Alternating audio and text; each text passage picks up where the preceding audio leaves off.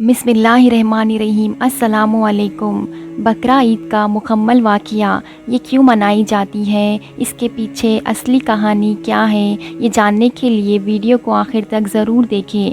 ہزاروں سال پہلے کا واقعہ ہے۔ حضرت ابراہیم علیہ السلام آرام فرما رہے تھے اور ان کو نیند آ گئی۔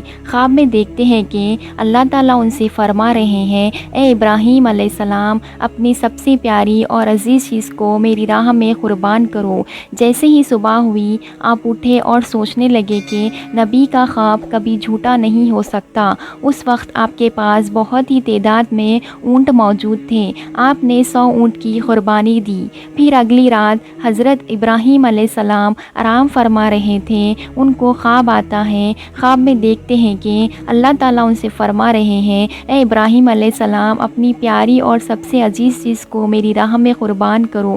دوسرے دن آپ نے 100 اونٹوں کی قربانی دی اور پھر تیسری رات پھر سوئے۔ رات کو خواب میں غیب سے آواز آئی، اے ابراہیم، اپنے سب سے پیاری اور عزیز چیز کو میری راہ میں قربان کرو۔ جیسے ہی صبح ہوئی، حضرت ابراہیم علیہ السلام سوچنے لگے، سب سے پیاری عزیز چیز تو میرا بیٹا اسماعیل ہے۔ آپ سوچنے لگے، اللہ پاک یہ دیکھنا تو نہیں چاہتے کہ میں سب سے زیادہ محبت اپنے فرزند سے کرتا ہوں کہ اپنے رب سے کرتا ہوں۔ پھر آپ نے فیصلہ کیا کہ اپنے فرزند کو، اپنے لخت جگر کو اللہ تعالیٰ کی راہ میں قربان کریں گے۔ حضرت ابراہیم علیہ السلام اپنی زوجہ حضرت حاجرہ علیہ السلام کے پاس آتے ہیں اور ان سے فرماتے ہیں کہ اے حاجرہ، آج اسماعیل کو تیار کرو، اسے غسل کراؤ اور خوشبو لگاؤ، اس کو نئے کپڑے پہناؤ، آج ہم اپنی دوست کی دعوت میں جا رہے ہیں۔ یہ سن کر حضرت حاجرہ بہت ہی خوش ہوئی۔ حضرت اسماعیل علیہ السلام کو تیار کیا، نئے کپڑے پہنائے۔ پھر حضرت ابراہیم علیہ السلام اپنے لخت جگر کو لے کر فلسطین سے مکہ کی طرف روانہ ہوئے۔ تبھی پیچھے سے شیطان آتا ہے اور حضرت حاجرہ سے کہتا ہے کہ اے حاجرہ، تمہیں پتہ بھی ہے تمہارے بیٹے کو ابراہیم علیہ السلام کہاں لے جا رہے ہیں؟ انہیں دوست کی دعوت میں نہیں لے جا رہے ہیں، انہیں ماننے کے لیے لے جا رہے ہیں۔ پھر بی بی حاجرہ نے فرمایا، اے شیطان، تم پر لعنت ہو، میرے ابراہیم ایسا کیوں کریں گے؟ وہ اپنے بیٹے کو کتنا پیار کرتے ہیں، وہ کیوں ماریں گے؟ پھر شیطان بولا، حضرت ابراہیم علیہ السلام نے خواب میں دیکھا ہے کہ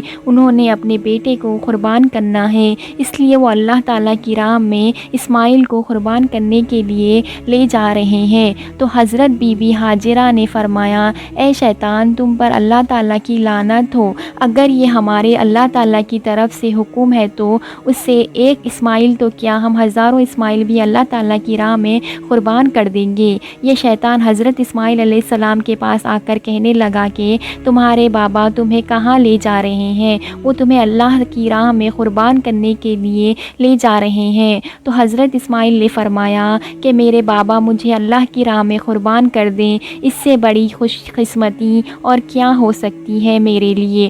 پھر شیطان یہی سوال لے کر حضرت ابراہیم علیہ السلام کے پاس آیا اور کہنے لگا کہ تم اپنے لخت جگر کو کیوں قربان کر رہے ہو؟ تمہیں پتہ بھی ہے کہ تمہاری قربانی قبول ہوگی یا نہیں؟ یہ تمہارا بیٹا ہے، تمہارا لخت جگر ہے، تو اس سے قربان نہ کرو۔ پھر حضرت ابراہیم علیہ السلام پتھر اٹھا کر شیطان کو مارتے ہیں اور اسے لعنت دیتے ہیں۔ بتایا جاتا ہے کہ تب مکہ شریف میں حج کے دوران شیطان کو پتھر بھی مارا جاتا ہے۔